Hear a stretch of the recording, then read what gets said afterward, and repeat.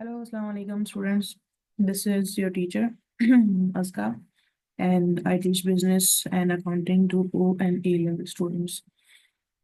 In this particular video, we are going to solve the paper one for O levels accounting, and this is variant 3, October November 2024. And we have 1 hour 15 minutes to solve the whole paper. So now let's solve it.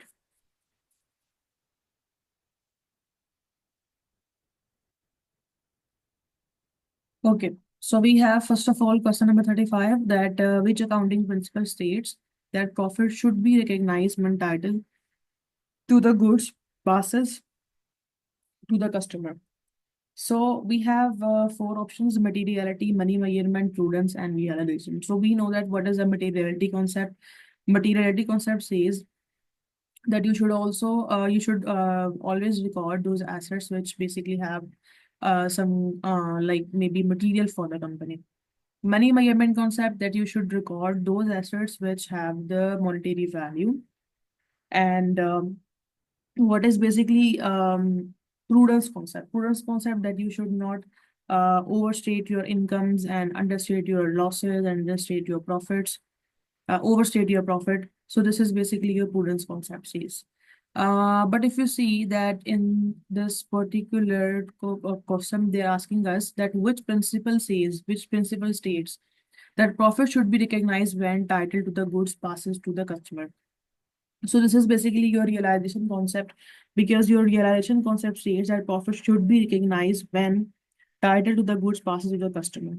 So basically this principle is a part of revenue recognition and implies that revenue should be recorded when it is earned, so not necessarily when cash is received. So that's why D is the right option.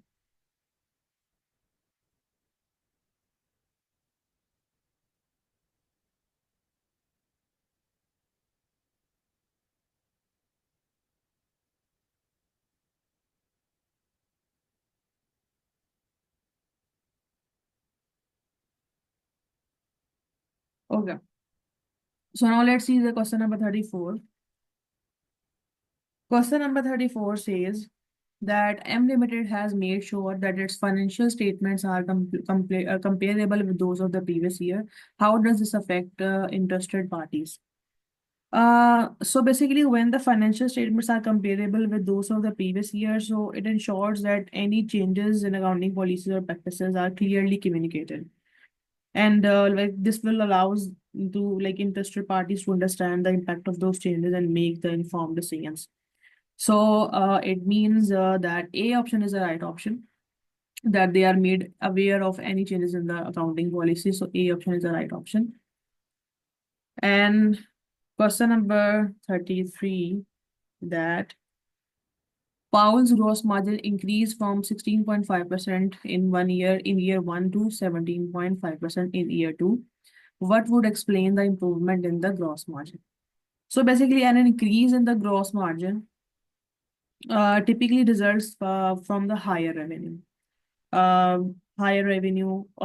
generated from each unit sold. So without a proportionate increase in the cost of goods sold, it means that if your revenue is getting higher, so your cost of goods sold should not increase.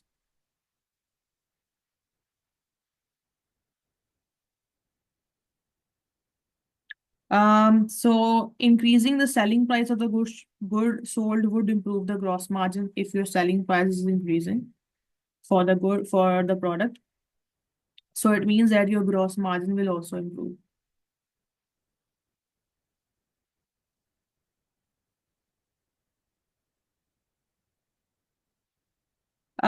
So increasing selling price of goods sold would improve the gross margin. So as rises revenue while keeping cost constant or only slightly increasing.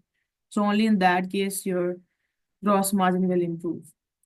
So most likely the answer for this is that increasing the selling price of the goods sold, because if we are increasing the quantity of goods sold, so but if selling price is not increasing, only the quantities goods sold is increasing, and with that the cost of sale is also increasing, so you cannot increase your gross margin.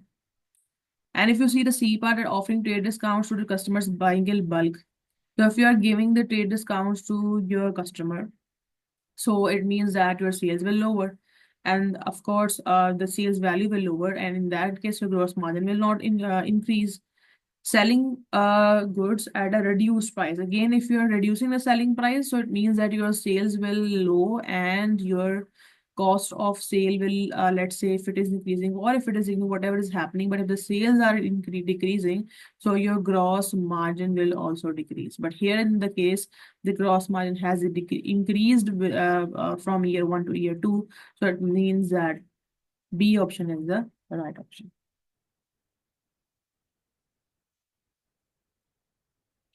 Question number 32.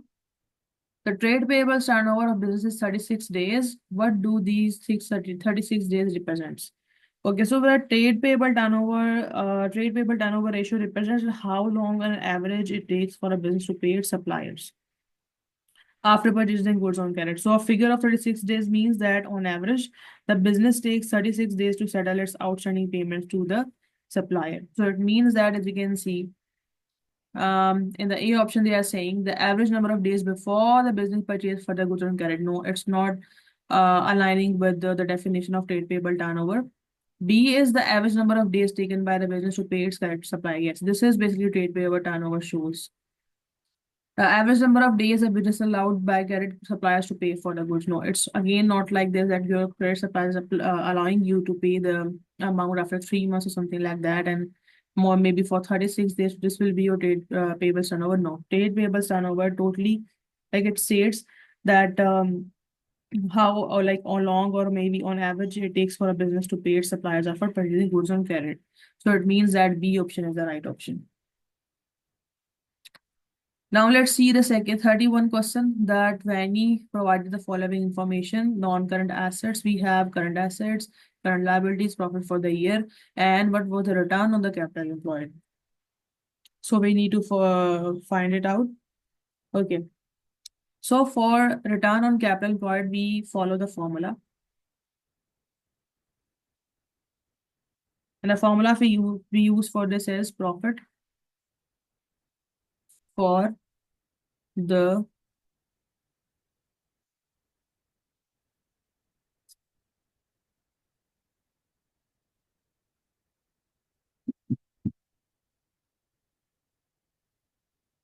profit for the year divided by capital employed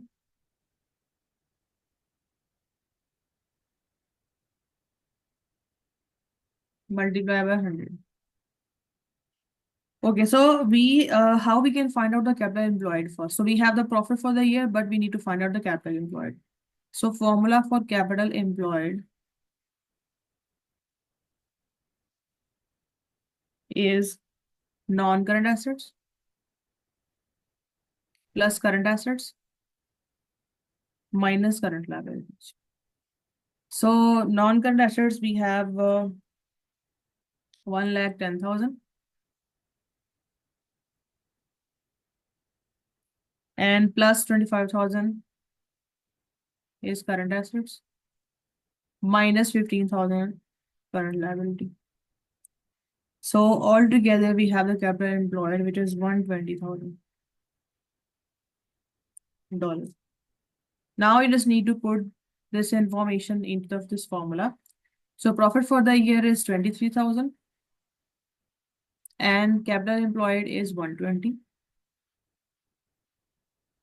and multiply this with the 100. So you are getting the answer 20,000 multiplied 100 divided by 120,000. So this is equal to ROCE. This is equal to 19.17%. So yes, B option is the right option. Okay, let's see the next question.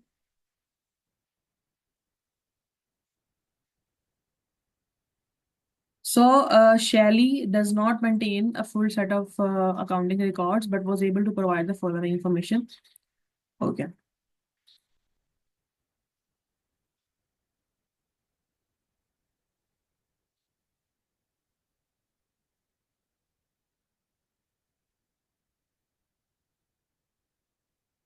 Okay.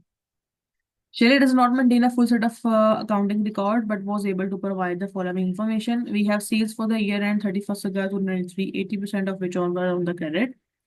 Amounts received from trade receivables during the year ended 31st August 2023, which is 71,500. Amount owing by trade receivable on 31st August 2023 is 14,000. How much was owed by the trade receivable on 1st December 2022? Okay. So first of all, let's calculate the credit sales.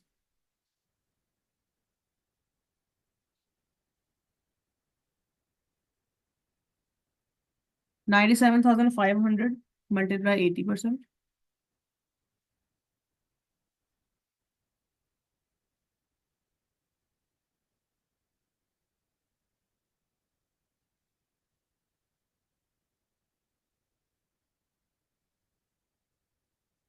So this is equal to 78,000. So 78,000 is basically the credit sales. Okay. So like now we are going to use a formula to calculate the trade receivable at the beginning of the period. Beginning of the period will be the 1st September. Beginning of the period we have 1st September 2022. Okay, we have to find out this one. Okay, so in the beginning of the year, we don't know that uh, what was the trade receivable for 1st September 2022, but we know the amount owing by trade papers on 31st August 2023. And this is 14,000. Okay, so 14,000 is basically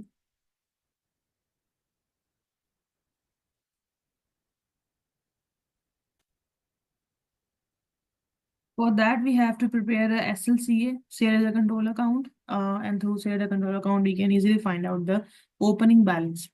Opening balance is for September 22, which we basically don't know that what we had at opening balance. We only have the closing balance, which is $14,000, because this is a balance on 31st August 2023. This is a closing balance. And we know that closing balance, we need to write it here on the credit side because it will shift here afterwards. Okay. On 1st September 2023. We don't know that what is the balance on the in the balance BD. So we did the sales during the year, which is 78,000. So we need to write it on the debit side. And the amount which you receive from your customer, we need to write it on the credit side. To SLCA will be carried and bank will be debit. And the closing balance is 14,000. So 71,500 plus now we are going to balance it. So whatever the difference we will find, whatever the difference we will find, this difference will be now as our balance will be opening balance. So 71,500 plus 14,000 minus 78,000. So whatever the difference you are getting, this is basically your opening balance for 1st September 2022. And if you just calculate it, so you'll get the answer, which is 7,500.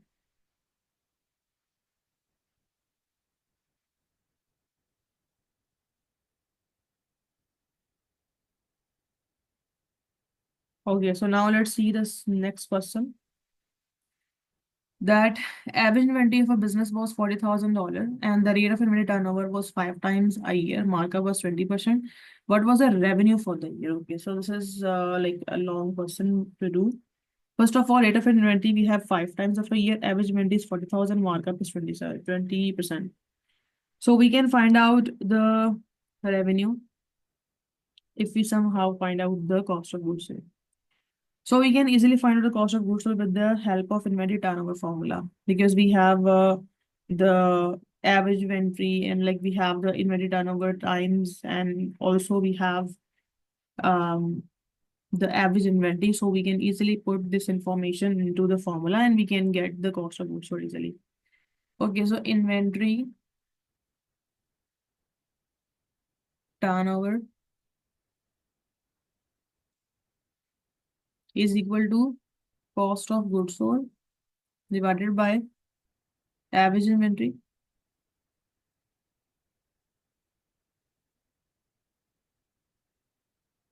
And how now we need to find out the cost of goods sold. That's why we will write it here. And this is like dividing cost of goods sold dividing with the average inventory. So if we shift the unit turnover here, so it will multiply with the average inventory. So inventory turnover multiply average inventory.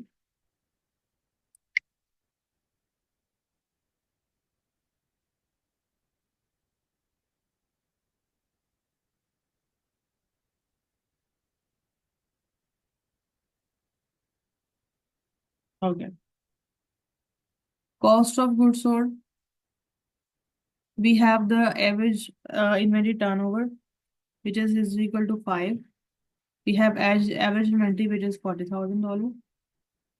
So cost of goods sold is equal to $200,000.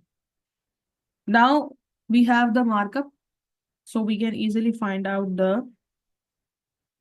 we have the markup and we have the cost of goods sold. So markup is 20%, which means the selling price is 120% of the cost price. So we can easily find out the revenue is equal to cost of goods sold multiply 1 plus markup percentage. So revenue is as it is, cost of goods sold is $200,000. And we have the markup we already calculated, or we have the markup in the question, and this is 1.20. So 20,000 multiplied by 1.20, and this is equal to $240,000. So the revenue for the year is $240,000.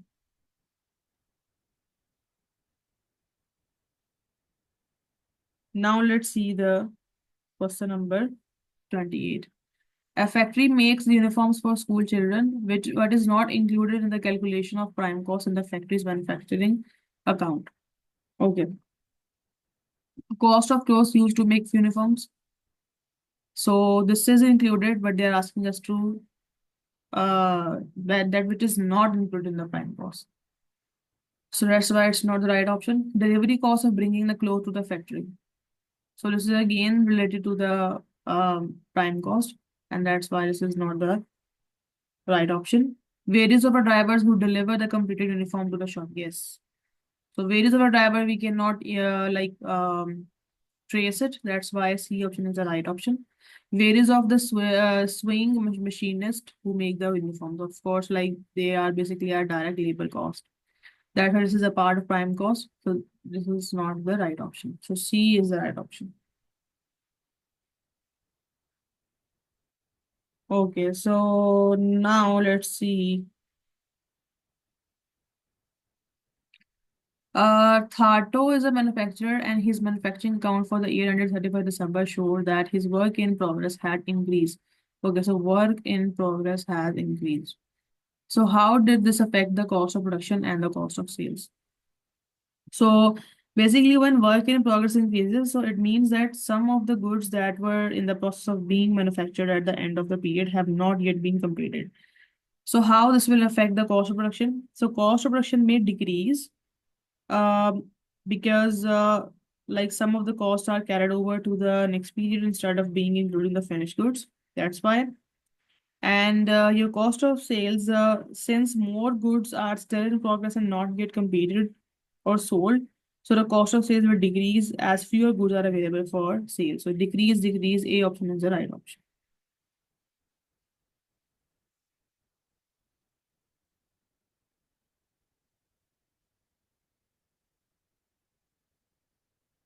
Question number 26. What will be included in the receipt and payment account of a social club? Okay. So a receipt and payment account records the actual cash transactions of a social club during the specific periods. So if you see the first one, the cash payment for new furniture for the clubhouse. So this is the cash payment, so it will be included in the receipt and payment account. Depreciation charge on the clubhouse furniture. So depreciation is the non-cash transaction and it is included in the income expenditure account, not the receipt and payment account. Third is outstanding subscriptions from the previous year received in the current year.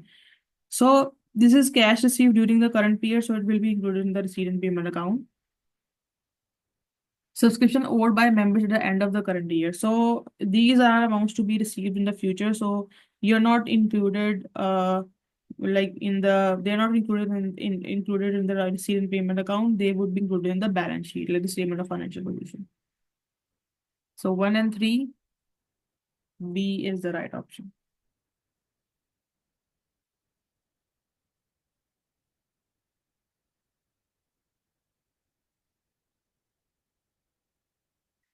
Okay, treasurer of a sports club provided the following information. We need to find out the accumulated fund. So accumulated fund is just like a capital. So we know the formula, the accounting equation is assets is equal to capital plus liabilities. So we if we want to find out the capital, so it means that like accumulated fund. So we will write it here, and we will transfer the assets on the right side. So then the formula will become assets minus liability. So since we have the assets 250,000, sports equipment is also a part of asset, liability, and asset. So first of all, now calculate the assets. 250. Okay, so I think we should calculate it directly from here. Okay, so 250,000 plus 80,000 plus 12,000 plus 2,800. So in total, we have the assets, which is 344,800 minus 14,000, which is the bank loan. So minus 14,000. So just give me 1 second.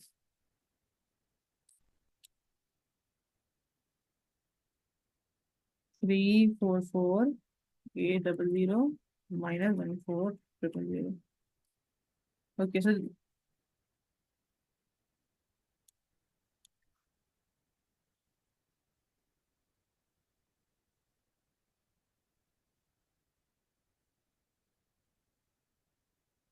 this is equal to 330,800. C option is the right option. Okay. Now let's see the next question.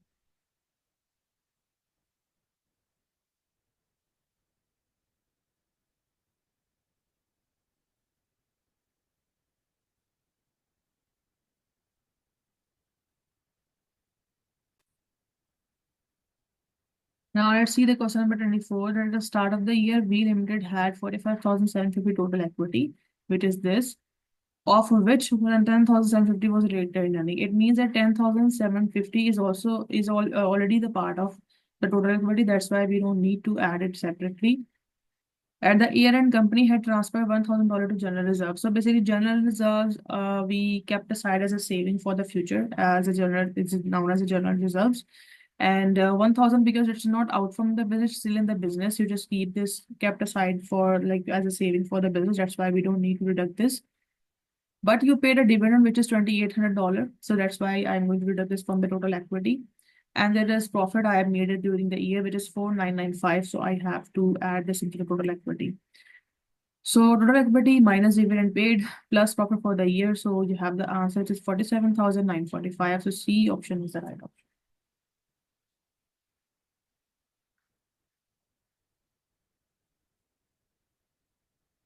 Okay. Now let's see the next question. Question number 23. Okay.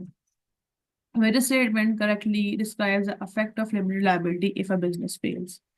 Okay, so limited liability means that if a company fails, so shareholders' liability is limited to the amount they invested in the company.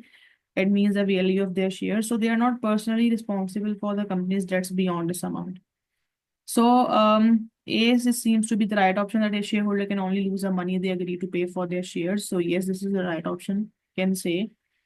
But if you see the B, that shareholder risk losing all their personal possessions. So it is incorrect because shareholders do not risk losing personal possessions under the limited liability. C is that a sole trader can only lose the capital they have invested. So C is incorrect because sole trader does not have limited liability and can lose more than just their investment. And D is that a sole trader risks losing all their personal possessions. So it is incorrect because sole traders have a limited liability, meaning that they risk losing personal possessions if the business fails. So A option is the right option. Okay, now let's see the next question, that John and Mark are in a partnership. Profit and losses are shared in ratio 3:1. 3:2, sorry. John is entitled to an annual salary which is $12,000. Profit for the year ended 31st August 2023 was 52,000. How much would be the credited to the partner's current account on 31st August 2023? Okay. So John is basically entitled to salary of 12,000. So we subtract this from the total profit, which is $52,000, to determine the remaining profit to be shared between John and Mark. So total parts are equal is equal to 3 into 2. It means that 3 plus 2 is equal to 5. And the okay. So Mark's current account,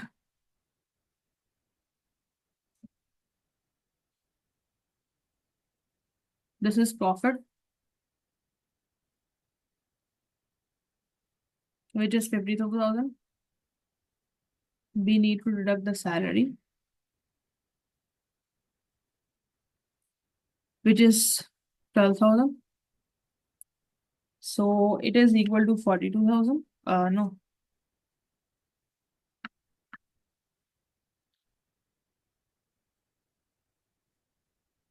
this is equal to 40,000.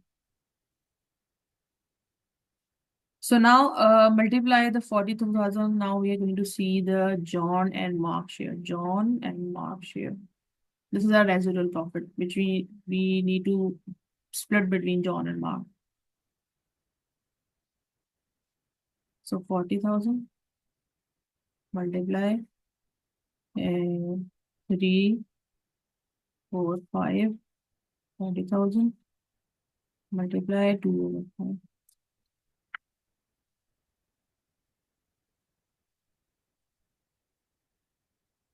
This is equal to,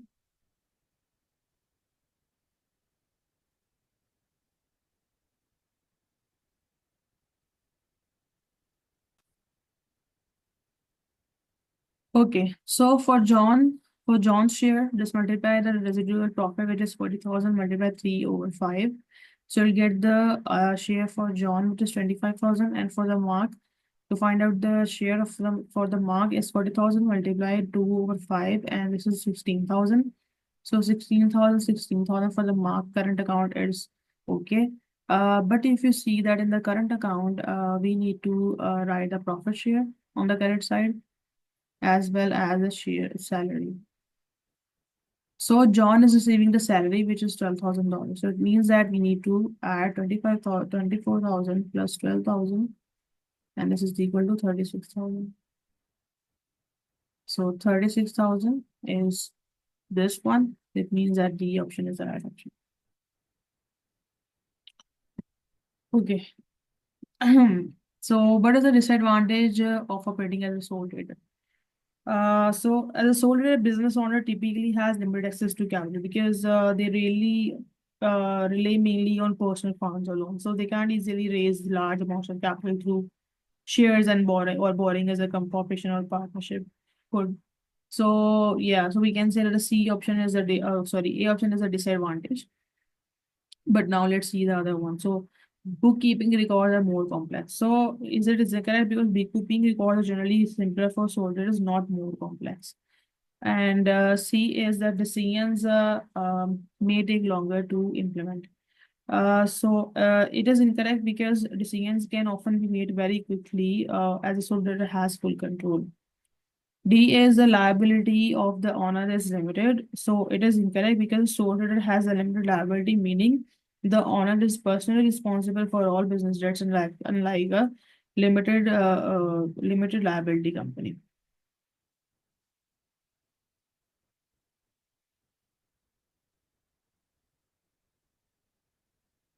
At the end of his financial year, Raminder, year reminder, Raminder made a investment of rent owed to him by a tenant.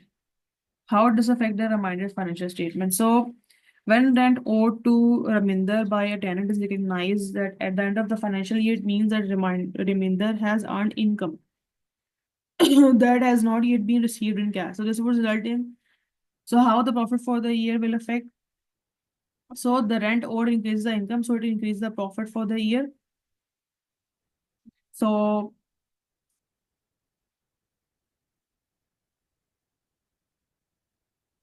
this is the right option. And how the current assets will affect.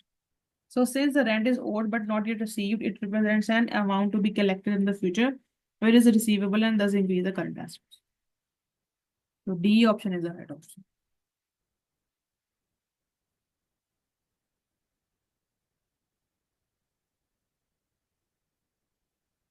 Okay, so now let's see the question number 19. Which statement but about irrecoverable debts are correct? Um, so first of all, mm, the first statement is that they are an application of historic cost principle.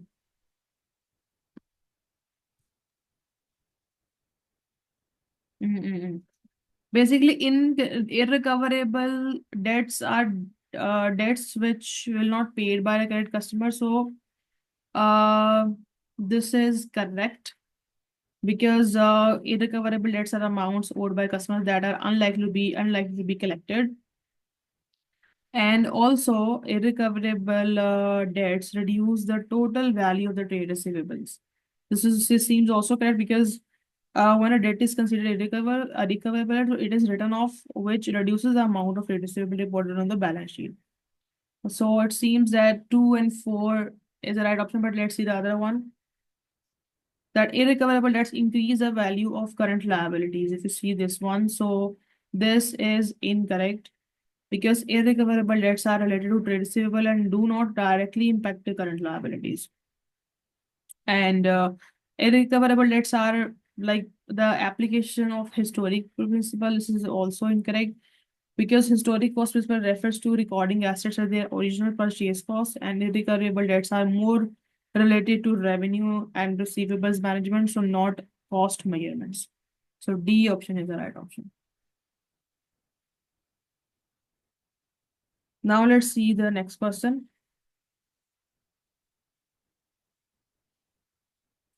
A trader had a credit balance on his heat and lighting account at the start of the year. So this is basically your expense account. And we know that we use the mnemonic for expense account, which is PAR. So if you have the credit balance at the start of the year, so this is accrued expense.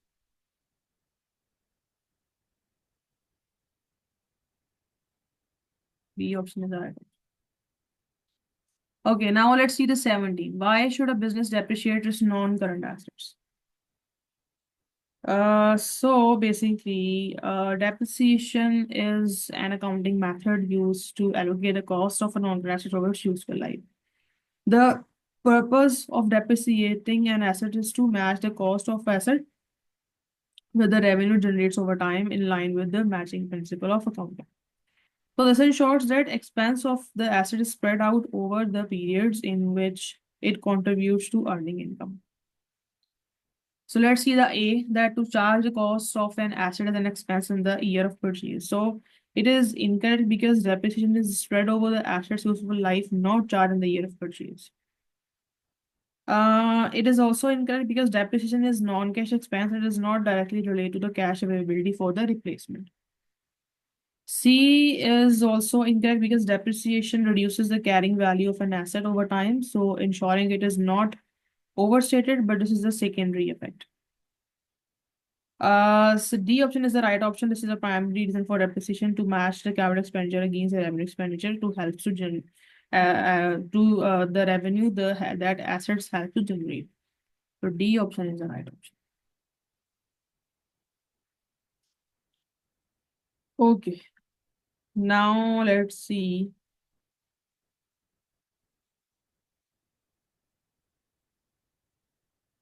the next question. Okay. So on 1st January 2023, Kate paid $400 for 2 years maintenance. So it means that 400 divided by 2. So $200 is the 2 years maintenance contract on her machinery starting on that date. In error, this amount was debited to the machinery account. It means that you increase the machinery account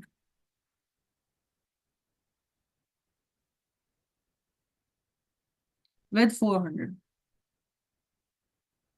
Kate depreciates her machinery at a rate of 20% per annum. So after that, we depreciate the machinery at the rate of 20%. So if you just want to find out 20%, 400 multiply 20% divided by 100. So this is 80. So it means that you record the 80 into the depreciation in the income statement. So what is the effect of an error on the Kate's profit for the year? Okay. So basically, this 400 of the maintenance contract should have been recorded as a prepaid expense, an asset, which could be amortized over 2 years. Each year, the expense should have been is equal to 200. But what happened to the error? Machinery account is overstated. Machinery account is overstated by 400 because $400 was incorrectly added to the machinery account, which means the machinery's value was overstated with the $400. And you also charge the depreciation of machinery. So since depreciation is calculated the value of machinery, so depreciation for 2022 will be higher due to the extra 400 incorrectly included in the machinery, and this is equal to $80, as we can see. So how this will affect on the profit? Because depreciation expense is overstated by 80. Expense Depreciation expense is overstated by $80. Okay, so the profit of the year will understated by the 80.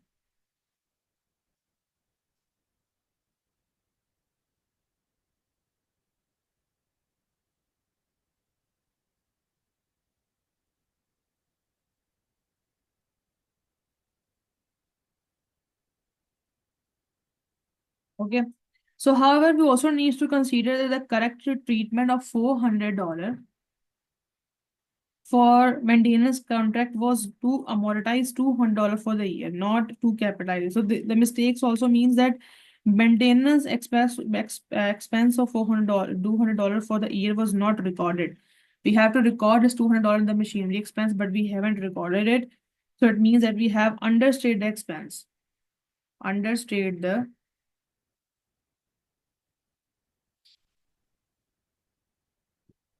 the expense by $200. So it means that in the total effect on profit is overstated the depreciation by $80, understated the maintenance expense with 200. So what will be the net effect? The net effect 200 minus 80 is equal to 120. So it means that your correct answer is B. It means overstated by 120.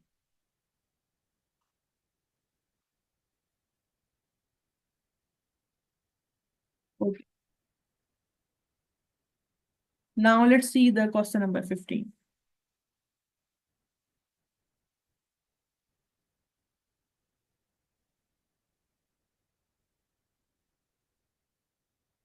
that limited company sells office equipment. Following amounts were recorded in the company's books of accounts. Cash received from disposal of a heater vehicle, cash received from issue of share, discount received for 8,000, rent received for 5,000.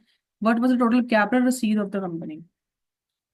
So capital receipt, we need to identify that which of the transaction listed qualify as a capital receipt. So capital receipt generally involve transactions that relate to the purchase or sale of assets or the issue of shares. So cash received from the disposal of motor vehicle, which is 66,000. So this is a capital receipt because it involves the sale of fixed asset. So that's why we will write it. Cash received from issue of shares, 9,000. This is also a capital receipt because it involves raising funds by issuing shares, which is considered as a capital transaction. Discount received, 800. This is not a capital receipt, it is an income of trading receipt. Rent received, this is also not a capital receipt, it is an income from rental activities and therefore it is not considered as a revenue receipt. It is considered as a revenue receipt. So total of the capital receipt is 6,000 plus 9,000. So this is equal to 15,000.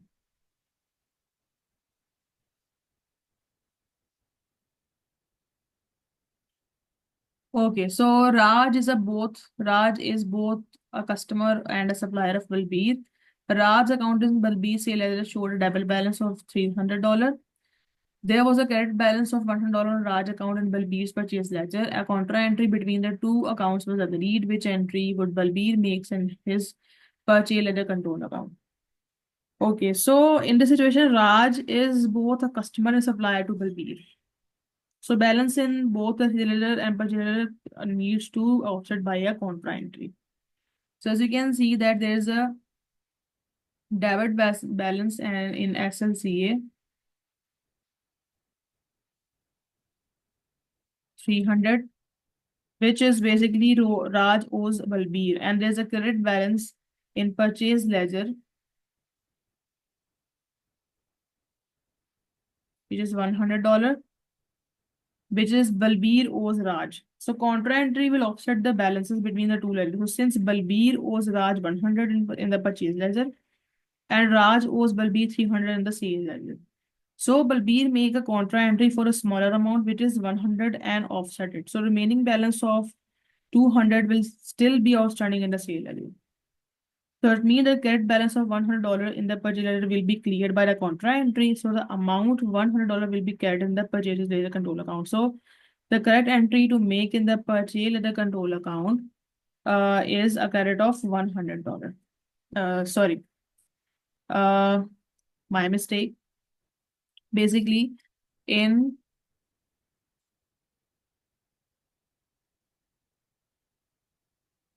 in the sales ledger, in the sales ledger,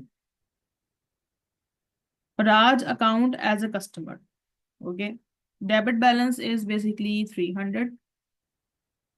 This means that Raj owes will be $300. And in the purchase ledger, Raj account as a supplier to credit balance of $100. This means that Balbir owes Raj $100.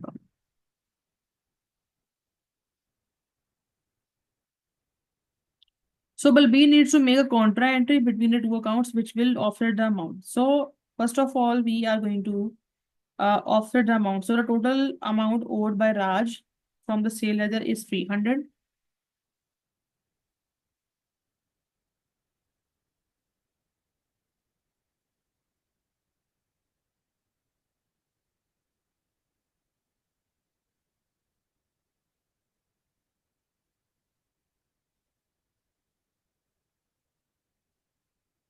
Which is from sale ledger, and total amount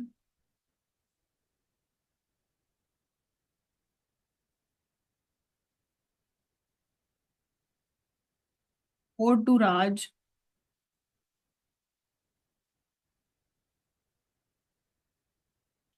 is 100.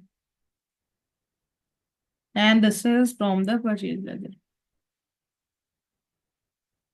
So contra entry basically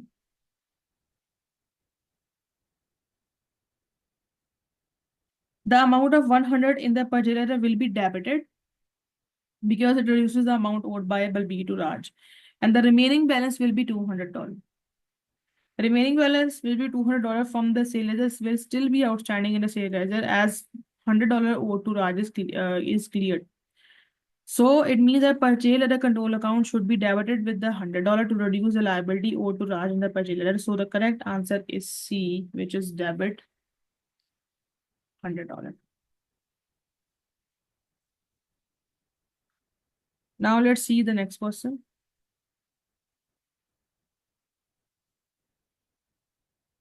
What is the advantage of maintaining a purchase ledger control account? Okay.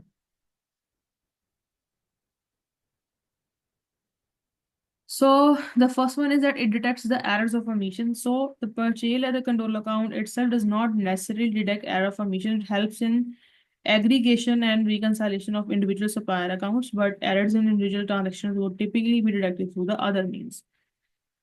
This is not the right option. B is that it guarantees the accuracy of the ledger. So while it helps in reconciling the overall balance of purchases ledger, but it does not guarantee accuracy by itself. So accuracy depends on how well individual transactions are recorded. And the third one is that it prevents fraud. So while having a control account can help in detecting irregularities, it does not prevent fraud. Fraud prevention typically requires other controls and safeguard in place. So yes, it just shows that how much is owed to suppliers.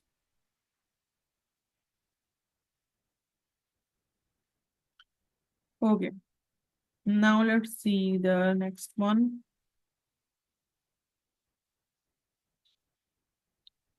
So on 30th June, bank column in Faraz cash book showed an overdrawn balance which is $200. Following items had not been entered in the cash book, which is standing order for rent, interest on bank overdraft, credit transfer from X Limited, which is 2,900. What was the corrected balance of the bank column in first cash book at 1st July? Okay, so this is related to 1st July, mm, and this is 30th June.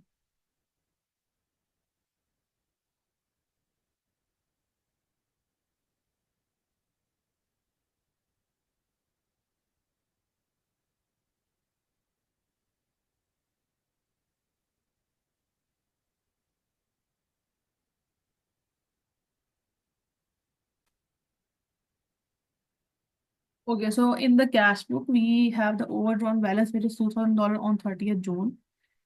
That's why I've recorded it here on the credit side in the cash book. This is my opening balance. Okay. And we have this item which we haven't recorded it.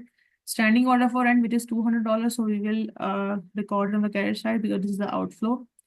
And interest on bank overdraft will also record on the credit side because this is the outflow. And 2,900 which we receive from the exempted company. So we have to record on the debit side. So 2,900 minus 2,000 minus 200 minus 50.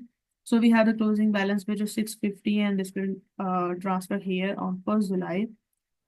So it means that this is the 1st July's balance 650 debit.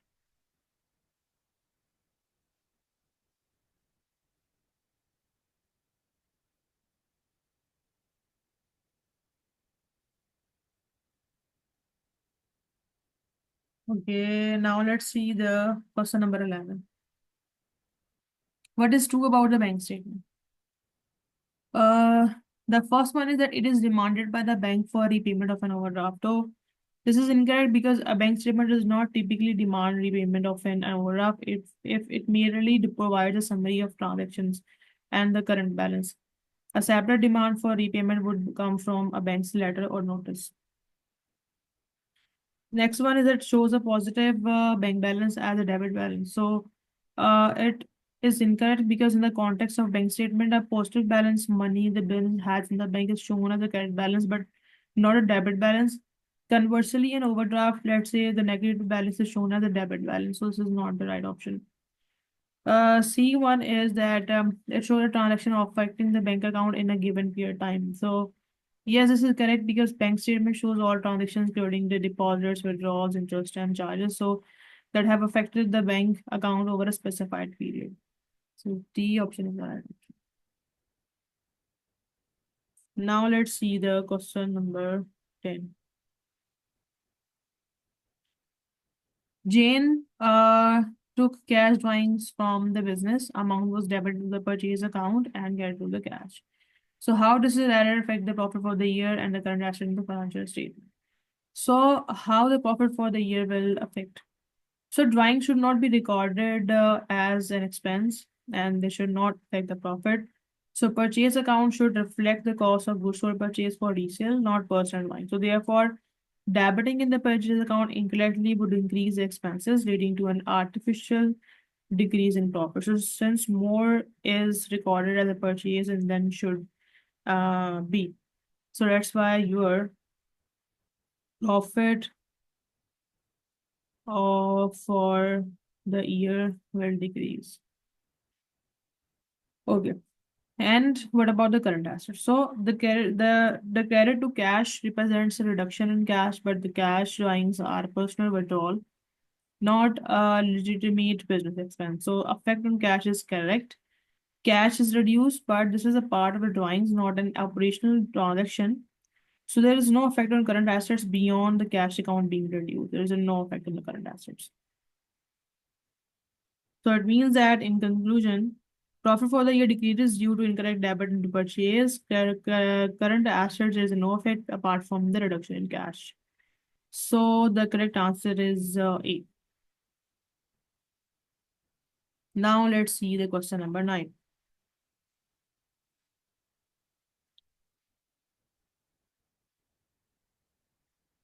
Okay, so Mandy's trial balance failed to agree. Difference of $620 was placed in the suspense account. Suspense account balance was shown on the debit side of the trial balance. This is the trial balance. Okay, and this is basically the debit side and credit side.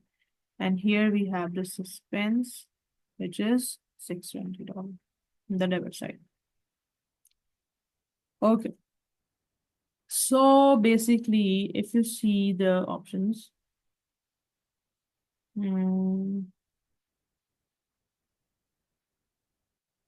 okay.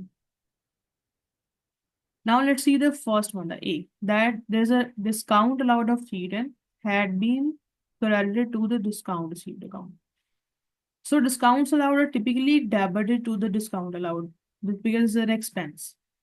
Okay, and discount received are credited to the discount received account and income account. So if $310 worth of discount allowed was mistakenly credited to the discount received account, so it would cause the discount received an extra credit with 310 and cause the discount allowed to have an understated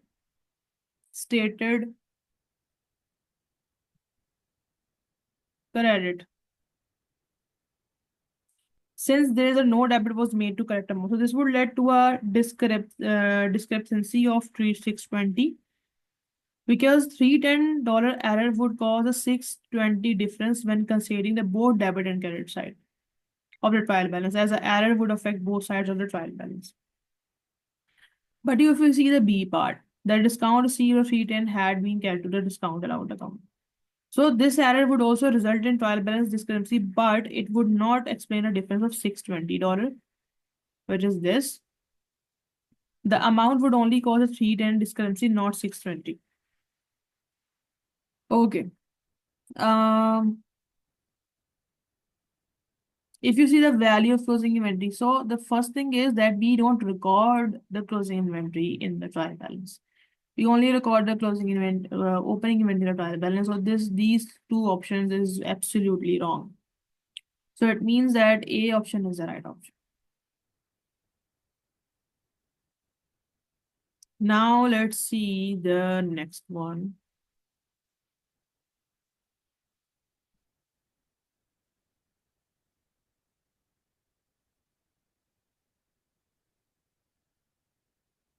The totals of trial balance agreed, but it was found that the purchase of office equipment had been debited to the office expense account. So which type of error has been made? First one, we have the commission. So Basically, commission, this refers to an error with where commission income or expense is recorded incorrectly. So if you see that in the option in the question, it's not like that. Compensating error is a type of error occurs when two or more errors cancel each out, causing no effect on the trial balance. This is again not the right option. Original entry means this type of error involves mistakes made with when initially recording a transaction, such as entering the wrong amount or using the wrong account in the original entry. So again, this is not the option. D, the principal error is the we can say it correct, because in this error it involves regarding a capital expenditure office equipment as an expense, which is a violation of accounting principle. So yeah, so this is the right option.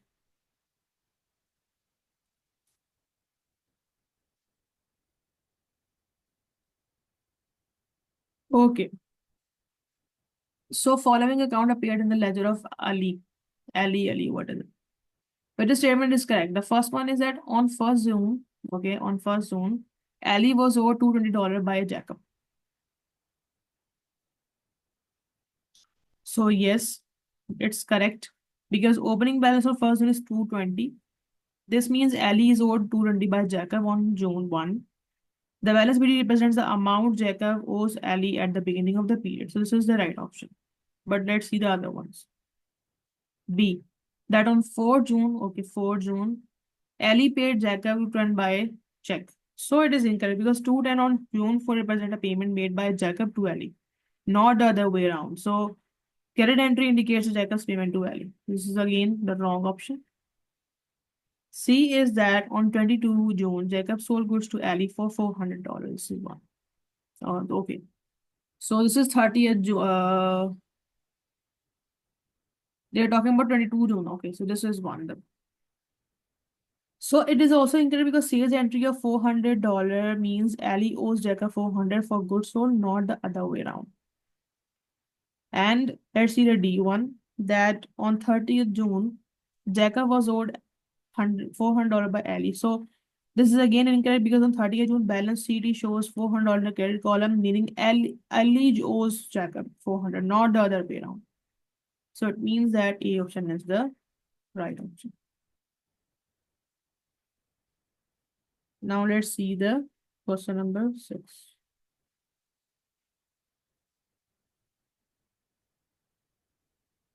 Okay. What is the advantage of a sales journal? So sales journal basically serves as a specialized book to record all credit sales transactions instead of posting each individual credit sale directly to the sale account in the journal ledger. So sales journal allows for the total of the credit sales to be posted periodically, usually monthly, to the sales account. So this reduces the number of individual entries in the journal ledger and makes the process more efficient. So now let's see the A. A is saying that it enables monthly orders to be posted to the sales ledger. So while the sales ledger does not allow posting totals to the sales ledger, its primary role is to record individual credit sales and monthly totals are posted to the sales account in the journal ledger, not the sales ledger. The next one is the B. It ensures that all credit sales are correctly recorded. So this is true, but not the main advantage. While the sales journal records credit sales, the key advantage is the reduction in the number of entries in the sales account. And the C is that it reduces the number of entries in the sales account. So yes, this is the main advantage of the sales record journal, that it is reduces the number of entries in the sales account by posting totals from journal instead of the individual transactions. So therefore, the correct answer is C because it reduces the number of entries in the sales account. And now let's see the D. It shows the amount owed by the credit customer at the month end. So this is incorrect because the sales journal does not directly show the amounts owed by the customers. So the accounts receivable or sales ledger would show the amount owed by the credit customers. Okay. So now let's see the next one. Sahil took goods from the business for his own use, and these goods cost of $60 and a selling price of 100. Which entry was made in the drawing account to record this withdrawal? So when Sahil took goods for his own use, it considered a drawing transaction. So the value of recorded in the drawings account should reflect the cost of goods, not the selling price. So this is because for accounting purpose, the withdrawal of goods is treated as a reduction in the equity and it is recorded at the cost. So cost of goods for withdrawn is $60. So drawings account is a capital account because it's a part of equity and would be debited with the cost of goods sold taken. So inventory account, the goods would be credited, reflect the reduction in the asset. So the correct entry in the drawings account is $60 debit to the reflect the cost of the goods sold Sahil took. The B option is the right option. Okay. Trader kept a petty cash book using the Impress system. We provided the following information. First of all, in 1st March, they have petty cash book balance, which is $80, and they transfer the bank's account to restore the Impress. So if you just add this 80 plus 170, so this is equal to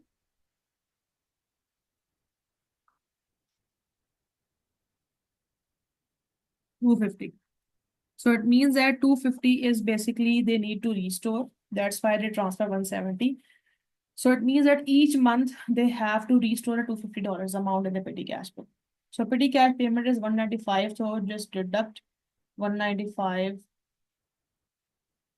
And there's a petty cash expense refund, which is $10. So add this.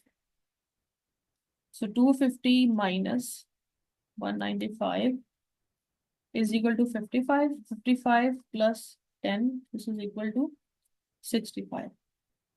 So we have 65, but we need to restore 250 at least. So now how much amount we need to restore? So we have to find out the difference. 250 minus 65.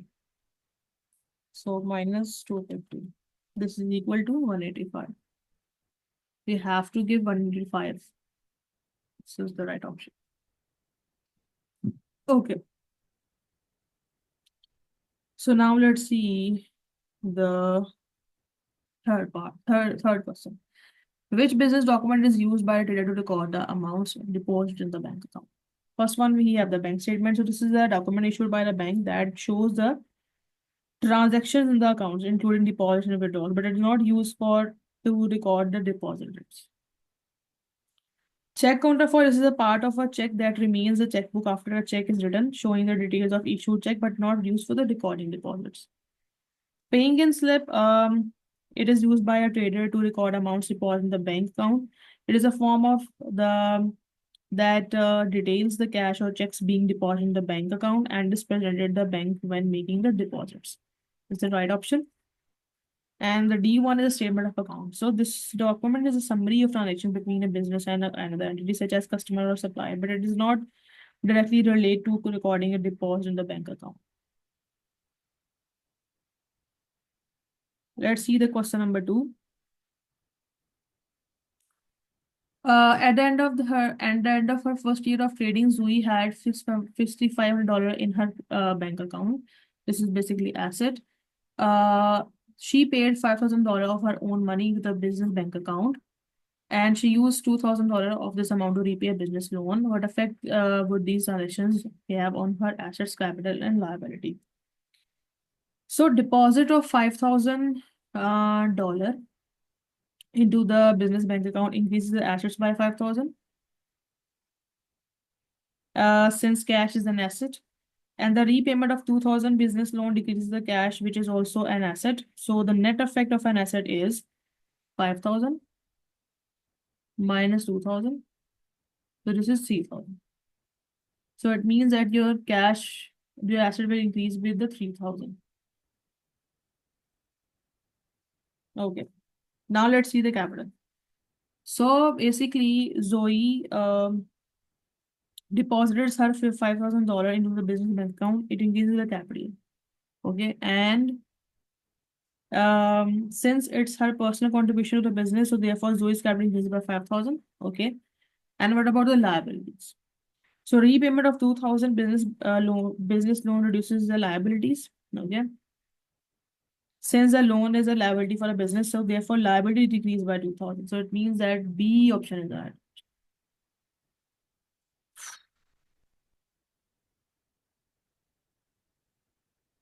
The last question number 1.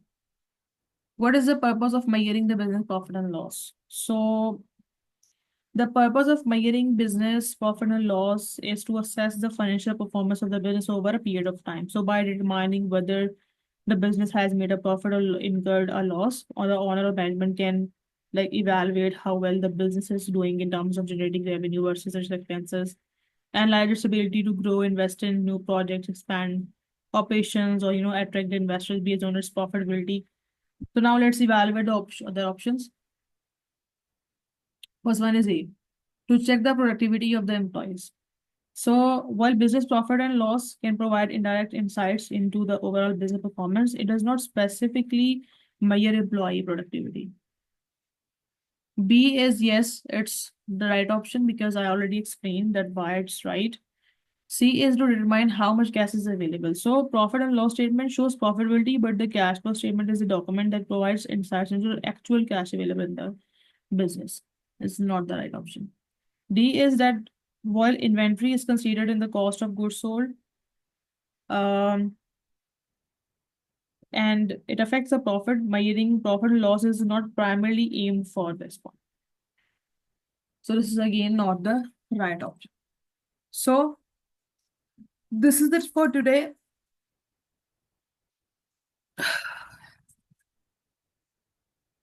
And after that, I'll be uploading the next video on paper 2, variant 1 for O levels IGCSE accounting.